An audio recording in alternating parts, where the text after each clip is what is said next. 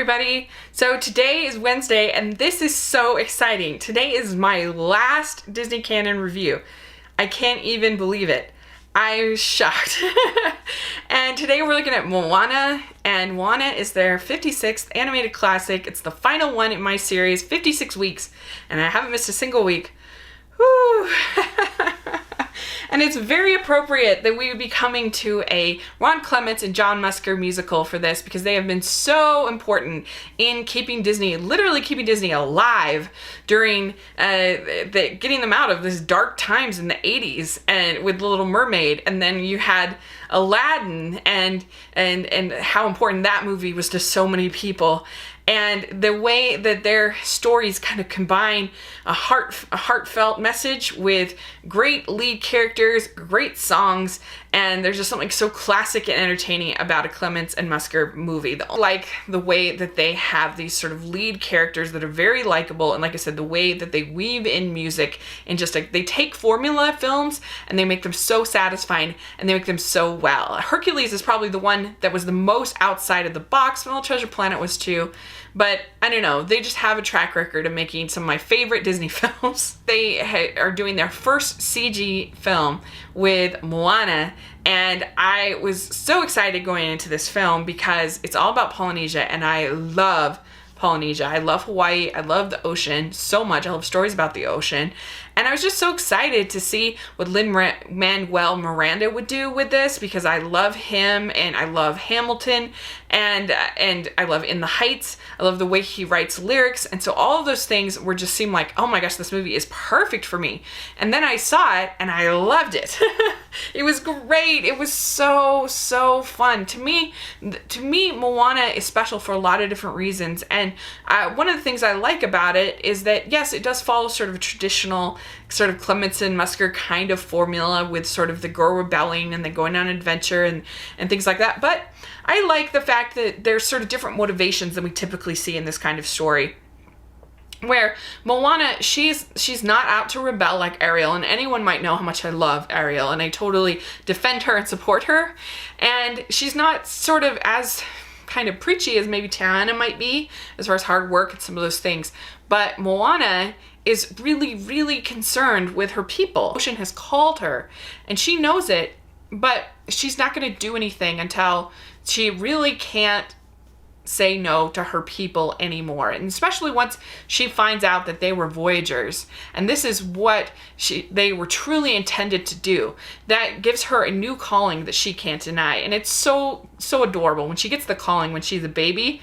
Oh my gosh, so cute. She decides to go and she sings How Far I'll Go, and this is just a great I Am song. It's a great voyaging song. It's very well sung and well voiced by Aile Cravalho, I think. Sorry if I pronounce it wrong.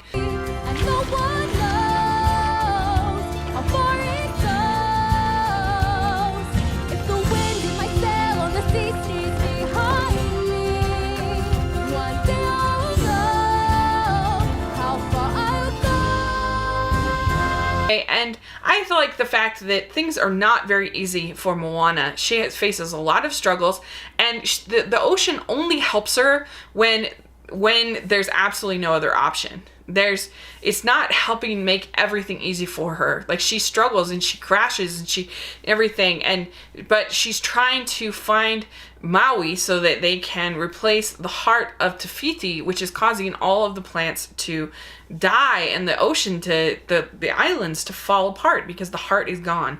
And so they sort of go on this Odyssey-like adventure. The Odyssey, you had Odysseus facing off Medusa and facing off all these different sort of creatures on their way to their journey. And I think that's kind of similar to what you have with Moana. You have all these different sort of obstacles, whether it's the coconut pirates, which are so great. I love them so much. This Mad Max kind of homage, so good. And then you have the giant crab, which was so great in Tamatoa, and he is voiced by Jermaine Clement. He sings Shiny, and I loved this song. I thought it was hilarious. This is when Maui is trying to get the hook from off of Tamatoa's back. and he sings the song. It's very David Bowie-esque, and I just really, really, really enjoyed it. I'm too shiny, watch me dazzle like a diamond in the rough. Strut my stuff is so shiny. Send your armies, but they'll never be enough. My shell's too tough, my man. You can try, but you can't expect a demigod to beat it, take apart. So Moana faces, in the final chapter, faces Takai, which she learns is actually Tafiti, but that because Tafiti has lost her heart, she's turned into this volcano creature. And you get to see a lot of different shades to some of these characters. Like I said, Moana has shades because she's not just a rebel. She's not just a hard worker. She has a lot of different sides to her personality. She's funny, she's sweet, she's caring, she's bold, she's brave. She's not just a tough girl like you see in so many different things. She has moments of vulnerability, I think, very much. And I love her I Am Moana song that she sings, like when she is becoming kind of aware of sort of who she is. And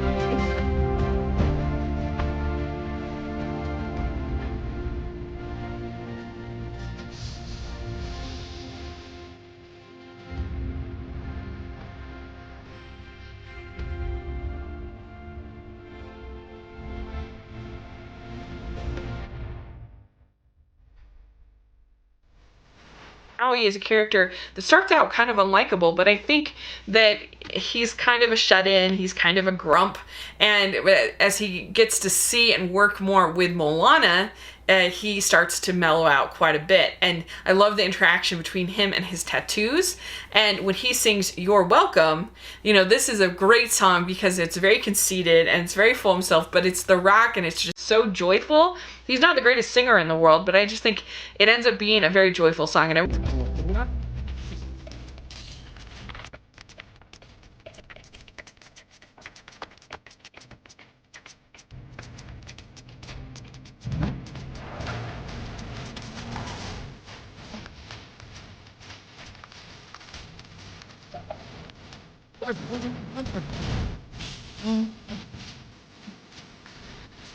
really like the way they combined 2D animation in this, so it's not just his tattoos, but it's the backgrounds and other things like that when he's singing this song is really, really a lot of fun.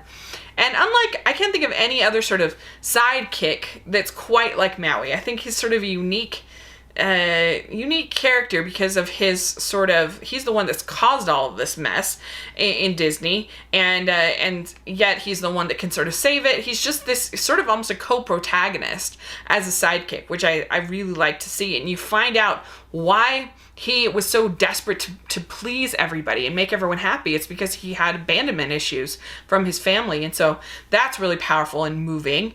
And, it's also interesting when he becomes angry at Moana for just basically destroying his hook. Like that is, I think, a very raw moment for a Disney film, for sure. And then there's also, like I said, moments of comedy throughout Moana. There's Hey Hey the Chicken, which I think they used just enough. I thought it was really funny. I liked it. It seems to be somewhat divisive, but I did. I thought it was really funny. So there you go. He's just this stupid chicken who eats rocks and doesn't want to. I liked it. And then you have Pua the pig, who's cute but not used probably enough. Little jokes, kind of nice, I think, gentle poking fun at Hawaiian culture. There's a sort of a montage at the beginning where there's a joke about how they eat their pulled pork, and there's a joke about how they do tattoos, and just a joke about their housing and putting the more of the prawns and stuff on top of the housing, just all this stuff. And I think that's a really cool way of kind of introducing kids to this culture and this lifestyle in a fun, sweet sort of way. And it's very respectful. It's not like Pocahontas or something like that, which is very cliched and cloying and preachy and whatever like that. And you have her grandma, who I love their relationship between the two of them. Really, really nice to see. She's watching out for Moana. She sees her calling. She knows who she is. And then we get to see her again at the end and that relationship. And I can really relate to that because I'm very close, particularly with my grandpa who's passed on and my grandma who is struggling at this time. And all the voice casting is phenomenal in this. It all sounds authentic. It's all real to people. Even The Rock is from Samoan descent. And so they all have that love, and you can just feel that and sense that. And like I said, the music, Mark Mancina for the score, loved it. The lyrics by Opataya Foioa. Yeah, he did a tremendous job on the lyrics along with Lin-Manuel. I think that we forget, maybe because his name's hard to pronounce, and we just give Lin-Manuel the credit, but he was not alone in this effort. And I really like all the songs. I mean, my only real complaint is I think they probably could have had 2 or 3 more songs, but that's a common complaint in Disney films. And this film, I loved Moana as a character. I loved how well-rounded she was. I loved going on this journey with her. I loved how it kept surprising me, and yet it was sort of this comforting, nostalgic formula kind of film also. I loved the animation. It was so beautiful. I loved the ocean. Moana and I really love it. It's one I will watch many, many times over and over again.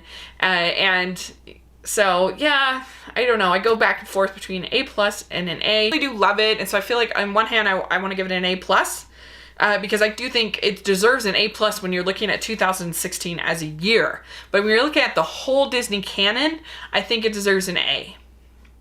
And so that's kind of how I work it all out. And I love a lot of things about it, and I just imagine just rewatching this a million times as soon as I get it on Blu-ray. So there you go. That's my thoughts on Moana. We did it. Holy cow, it's over. Oh my gosh. Wow. Well, thank you so much for your support during this 56-week process of these videos. I'd love to know sort of your thoughts on the whole series in the comment section. Maybe which one sort of surprised you. I'm going to do a follow-up video probably next week and some of the things I learned. Maybe several actually follow-up videos. So, but put a few comments maybe down below. I can't believe we finished. Congratulations. Yay. Thank you so much. And I will talk to you later. Please subscribe. Bye.